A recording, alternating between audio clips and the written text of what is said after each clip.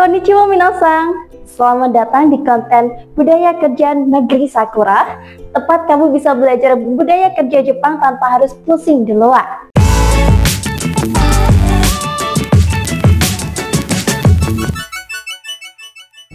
Pernah gak sih kamu udah kerja sebaik mungkin, tapi ujung-ujungnya malah kena tegur atasan?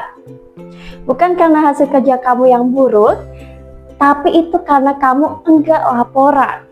Waktu pertama kali aku magang di Jepang, aku pikir kerja dengan cepat, selesai tepat waktu itu sudah menjadi hal yang penting.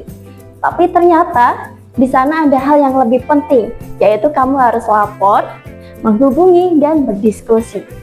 Dan dari situlah aku kenalan dengan salah satu budaya kerja yang penting dalam dunia kerja Jepang, yaitu budaya Horenso. Horenso.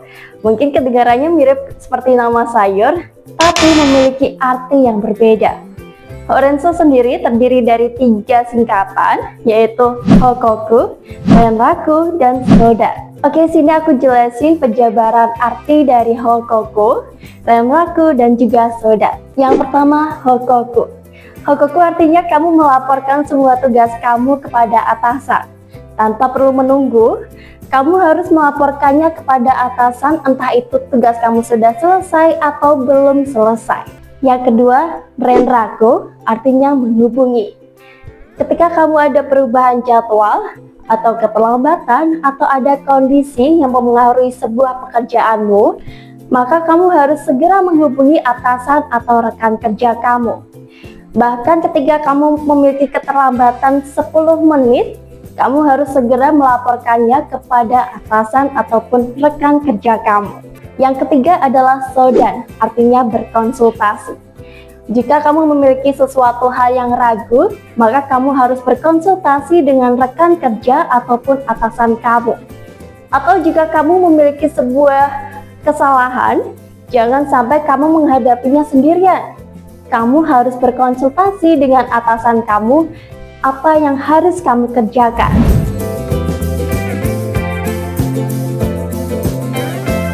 Bayangin deh, Horenso itu adalah sebuah GPS sebagai atasan kamu. Jika kamu tidak melapor kepada atasan kamu, maka atasan akan bingung dengan hasil kerja kamu di lapangan. Mereka tidak tahu apa yang kamu lakukan atau apa yang sedang kamu kerjakan saat ini.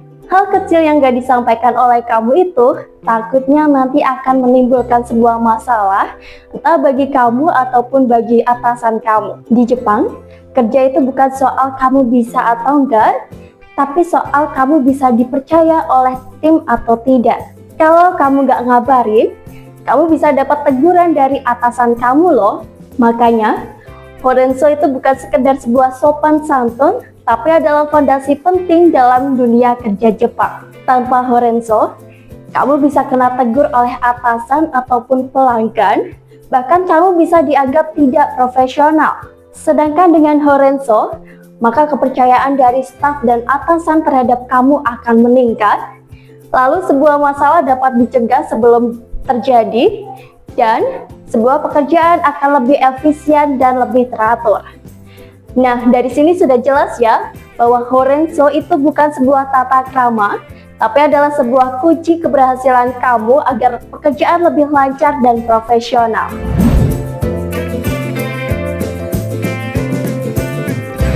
Horenso sendiri bukanlah sesuatu yang kamu kerjakan di akhir pekerjaan, tapi perlu kamu lakukan setiap saat.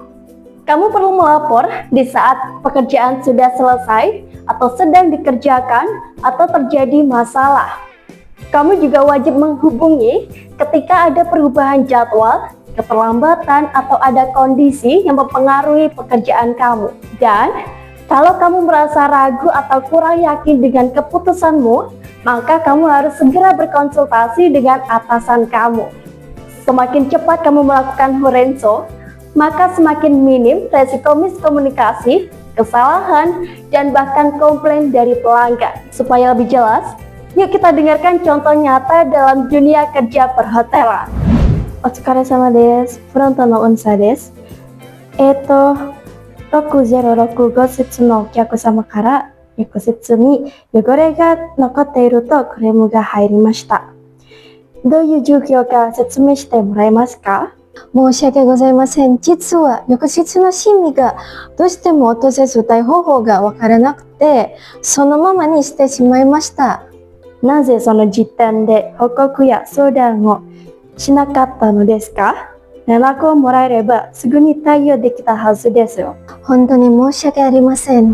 Nah, itu tadi adalah sebuah contoh Horenso jika tidak dilakukan dengan benar, dampaknya langsung terasa ke operasional hotel, bahkan bisa menurunkan kepercayaan dari pelanggan. Sekarang yuk kita dengarkan contoh Horenso yang perlu dilakukan jika kalian terkena masalah di lapangan. Berikut ini percakapan dari staf dan atasan jika melakukan Horenso dengan benar. Hai, fronton no unsa desu.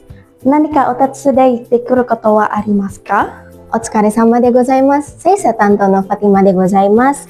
現在5階の10部屋のうちに7部屋の設が完了いたしております。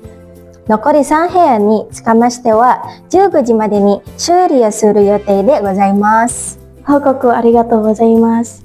ちなみに今日の午後、エレベーターが点検でしばらく使えなくなる予定ですけど、知っていますか？はい、承知いたしております。その件につかましてご連絡を申し上げようと存じておりました。点検中は階段を使用し、作業を使わさせていただく予定でございます。それと救急車ではございますが、ご相談をさせていただきたい過去ございます。606と浴室に落ちにくいシミがございまして、なお方法につきましてご確認でいただければと存じします。はい、わかりました。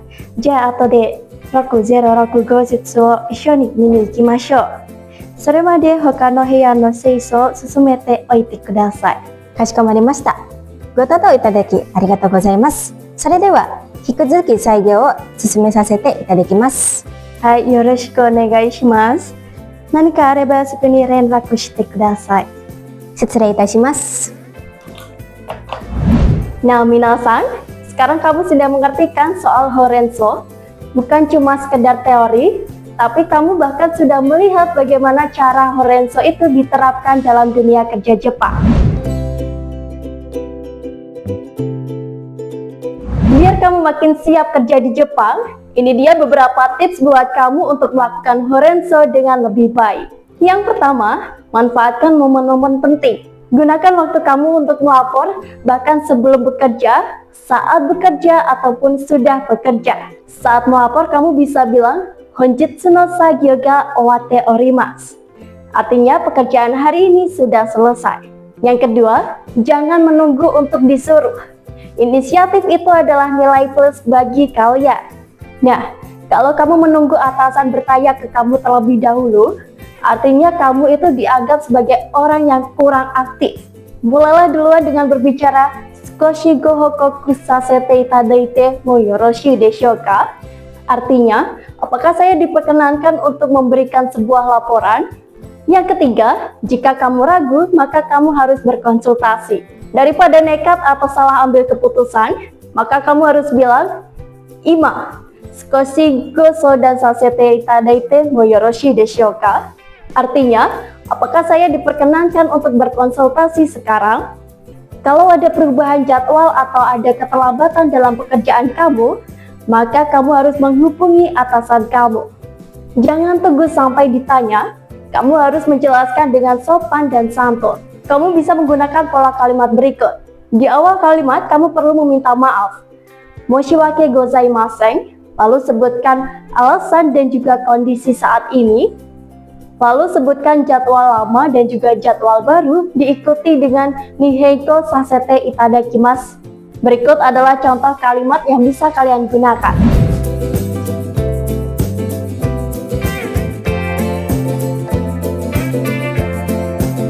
Selanjutnya, kalau kamu terlambat, usahakan untuk menghubungi terlebih dahulu sebelum shift kamu dimulai. Usahakan memberitahukan sebelum jam kerja kamu dimulai dengan menyertakan alasan dan perkiraan jam tiba kamu. Kamu bisa menggunakan pola kalimat berikut. Nah, di awal percakapan, kamu perlu meminta maaf terlebih dahulu dengan menyebutkan Moshiwake gozaimasen. lalu menyebutkan alasan. Selanjutnya kamu bisa menyebutkan berapa lama kamu terlambat, lalu dilanjutkan dengan perkiraan jam tiba kamu. Berikut adalah contoh kalimat yang bisa kalian gunakan.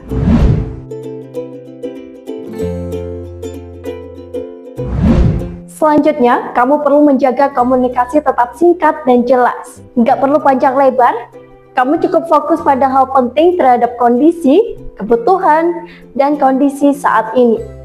Tips terakhir yaitu gunakan bahasa yang sopan. Meski kamu melalui telepon atau berbicara langsung, usahakan gunakan dengan bahasa yang formal. Jadi minasan, dari semua yang kita bahas tadi sudah mengertikan bahwa Horenso itu merupakan fondasi utama di lingkup dunia kerja Jepang. Bukan hanya sekedar formalitas, tapi juga menjadi kunci agar pekerjaan kamu berjalan dengan lancar dan tetap profesional. Kalau kamu tertarik untuk bekerja atau magang di Jepang, yuk biasakan gunakan Horenso mulai dari sekarang agar nantinya tidak kaget saat kerja di Jepang. Terima kasih sudah mendengarkan episode kali ini. Jangan lupa share ke teman kamu yang ingin berangkat ke Jepang. Jangan mata nih minasan.